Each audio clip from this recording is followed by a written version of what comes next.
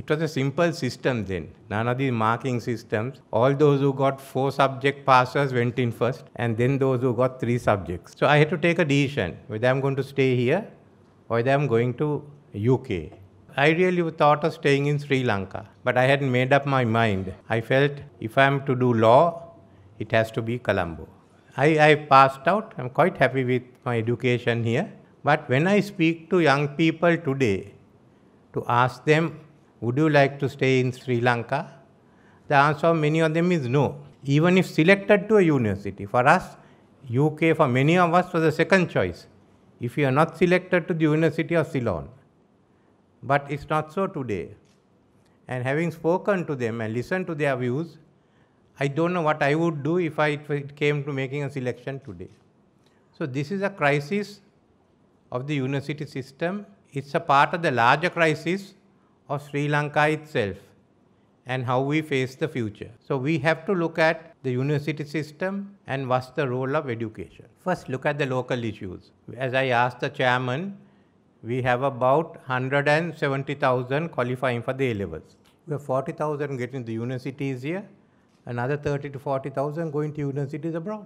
So that's the difference. So there are another 40,000, of which I would say 25,000 to 30,000 would be prepared to enter Sri Lankan universities. We haven't got the resources. Secondly, the government makes money available to fund the students getting higher education. But then we find there's another group of students equal to the number in the universities who are going outside and paying money. So is this the best way we have? We have to preserve one right, which is in the Universal Declaration of Human Rights, universal access to education.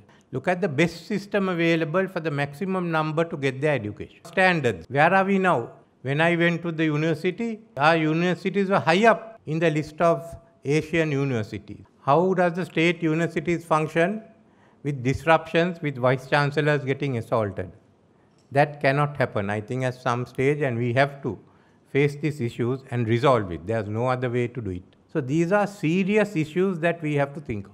If we don't tackle these issues, you are going to face serious problems of the university education. What is a university?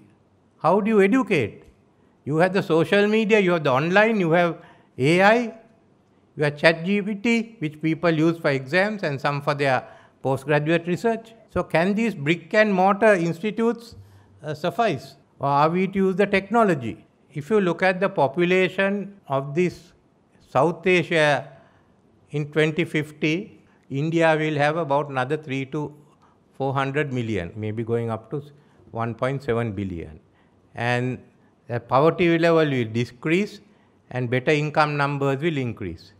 This will happen in Bangladesh, Pakistan, and in Myanmar, and in the East African nations. Now, all of them can't be building universities. India will have nothing else to do if they are going to provide education for all that. So either they'll use the other techniques, so we have to be sure of that.